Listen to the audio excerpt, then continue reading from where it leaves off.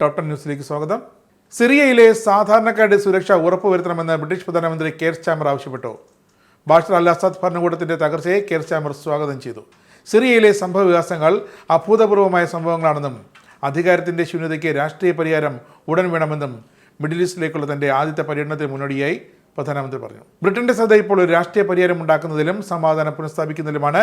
സിവിലിയന്മാരെ ന്യൂനപക്ഷങ്ങളെ സംരക്ഷിക്കാനും സഹായം ദുർബലരായവരിലേക്ക് എത്തണമെന്നും ഉറപ്പാക്കണമെന്നും സ്റ്റാമർ വിമത വിഭാഗത്തോട് ആഹ്വാനം ചെയ്തു. ഇംഗ്ലണ്ടിലെയും വെയിൽസിലെയും കോടതികൾ ആരോപണ വിധേയരായ കുറ്റവാളികളെ വിചാരണ കാത്ത് 5 വർഷം വരെ ജയിൽ കഴിയാൻ പ്രേരിപ്പിക്കുകയും നിരപരാധികളെ കുറ്റം സമ്മതിക്കാൻ പ്രേരിപ്പിക്കുകയും ചെയ്യുന്നുവെന്ന് വെളിപ്പെടുത്തൽ. റിമാൻഡിലുള്ള 17,000 തടവുകാരിൽ ചിലർ തങ്ങളുടെ കേസുകൾ കോടതിയിൽ വരാൻ ഏകദേശം 5 വർഷത്തോളം കാത്തിരുന്നതായി ഇംഗ്ലണ്ടിലെയും വെയിൽസിലെയും jail chief inspector Charlie Tyler വെളിപ്പെടുത്തുന്നു.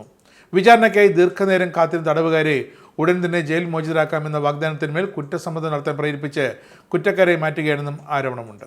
വിമതസേന അധികാരം പിടിച്ചതിന് പിന്നാലെ സിറിയയിൽ കനത്ത വ്യോമാക്രമണം നടത്തി ഇസ്രായേൽ. സിറിയൻ തലസ്ഥാനത്തെ ആയുധ ഗവേഷണ കേന്ദ്രങ്ങളിലാണ് ഇസ്രായേൽ ബോംബിട്ടത്. ഇറാൻ നിയന്ത്രണത്തിൽ പ്രവർത്തിച്ചിരുന്ന ഈ കേന്ദ്രത്തിന് കാര്യമായ നാശനഷ്ടമുണ്ടായി എന്നാണ് പുറത്തുവരുന്ന റിപ്പോർട്ട്.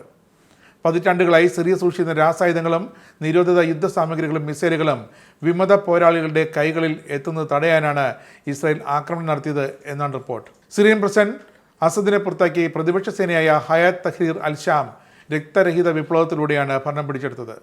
പ്രതിപക്ഷ സേന ദമാസ്കസ് കീഴടക്കുന്നതിന് തൊട്ടു മുമ്പ് തന്നെ അസദ് കുടുംബത്തോടൊപ്പം റഷ്യയിൽ അഭയം തേടുകയായിരുന്നു. ഇക്കാര്യം റഷ്യയും സ്ഥിരീകരിച്ചു. ദില്ലിയിലെ 2 സ്കൂളുകൾക്ക് വീണ്ടും ബോംബ് ഭീഷണി. ആർകെപുരത്തെ ഡൽഹി പബ്ലിക് സ്കൂളിനും പശ്ചിമ ബീഹാറിലെ GD ഗോയങ്ക സ്കൂളിനുമാണ് തിങ്കളാഴ്ച പുലർച്ചെ ഇമെയിലിലൂടെ ബോംബ് ഭീഷണി ലഭിച്ചത്.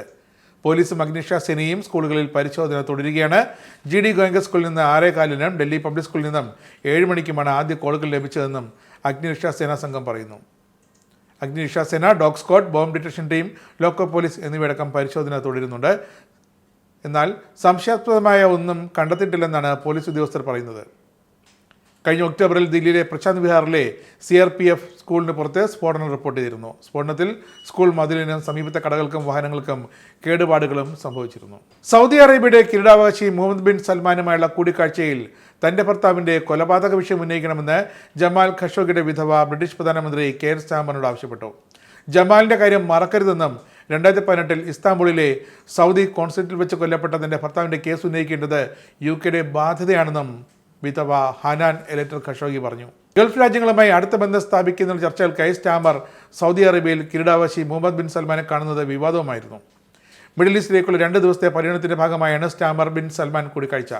സൗദി സർക്കാരിനെ വിമർശിക്കുകയും വാഷിംഗ്ടൺ പോസ്റ്റിൽ കോളം എഴുതുകയും ചെയ്ത സൗദി മാധ്യമപ്രവർത്തകനായിരുന്ന ഖഷോഗിയുടെ കൊലപാതകത്തിന് മുഹമ്മദ് രാജകുമാരൻ നേരിട്ട് ഉത്തരവിട്ടതായി US ഇന്റലിജൻസ് ആണ് വെളിപ്പെടുത്തിയത്. UK തീവ്രവാദം വ്യാപിക്കുന്നത് തടയുന്നതിൽ സർക്കാർ നയങ്ങൾ പരാജയപ്പെടുന്നതായി മുൻ തീവ്രവാദ വിരുദ്ധ കമ്മീഷണറായ ദാംസാര ഖാന്റെ റിപ്പോർട്ട് ശ്രദ്ധേയമാകുന്നു. രാഷ്ട്രീയ നേതാക്കൾ പ്രകോപനപരമായ ഭാഷ ഉപയോഗിക്കുന്നതും ഗൂഢാലോചനാ സിദ്ധാന്തങ്ങൾ പ്രചരിപ്പിക്കുന്നതും തെറ്റാണെന്ന് റിപ്പോർട്ട് വിമർശിക്കുന്നു. ജനാധിപത്യ തകർച്ചയ്ക്കുള്ള സാധ്യത തീവ്രവാദത്തെ മന്ത്രിമാർ എങ്ങനെ കൈകാര്യം ചെയ്തു എന്നതിനെ അടിസ്ഥാനമാക്കിയാണെന്നും ഇതിൽ വിശകലനം വേണമെന്നും റിപ്പോർട്ട് ആവശ്യപ്പെടുന്നു. 2021 US ക്യാപിറ്റൽ കലാപത്തിൽ ഉൾപ്പെട്ടവർക്ക് മാപ്പ് നൽകുമെന്ന് നിയുക്ത പ്രസിഡന്റ് ഡൊണാൾഡ് ട്രംപ്. അടുത്ത മാസം താൻ അധികാരത്തിൽ വരുന്ന ആദ്യ ദിവസം തന്നെ ഈ ഉറപ്പ് പാലിക്കുമെന്നാണ് ട്രംപിന്റെ ഉറപ്പ്. അമേരിക്കയിൽ ജനിക്കുന്ന ആർക്കും ജന്മാവകാശമായി പൗരത്വം ലഭിക്കുന്ന പതിവ് അവസാനിപ്പിക്കുമെന്നും ട്രംപ് പറഞ്ഞു. എന്നാൽ കുട്ടിക്കാലത്ത് തന്നെ രേഖകളില്ലാതെ കുടിയേറിയവർക്ക് അനുകൂലമായ സഹായം ഉണ്ടാകുമെന്നും ട്രംപ് വാഗ്ദാനം ചെയ്തു.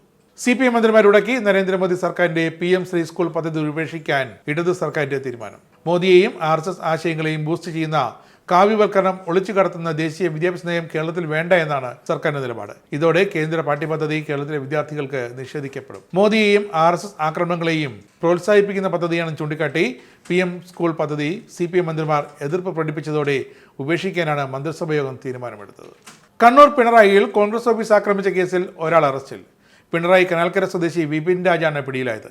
8ഓളം പ്രതികൾ സംഭവത്തിന് പിന്നിലുണ്ടെന്ന് പോലീസിന് സൂചനയുണ്ട്. വേണ്ടൂട്ടായിലെ കോൺഗ്രസ് ഓഫീസാണ് ആക്രമിക്കപ്പെട്ടത്. CCTV ക്യാമറകൾ അടിച്ചു തകർത്ത നിലയിലായിരുന്നു. ഉദ്ഘാടനത്തിന് നിർമ്മിച്ച് കിട്ടിയ തോരണങ്ങൾ വലിച്ചിട്ട നിലയിലായിരുന്നു. കോൺഗ്രസിന്റെ 10 പിള്ളേർ വിചാരിച്ചാൽ ഒരൊറ്റ രാത്രി കൊണ്ട് CPMന്റെ ഓഫീസുകൾ പൊളിക്കുമെന്ന വെല്ലുവിളിയുമായി KPCC അധ്യക്ഷൻ K സുധാകരൻ.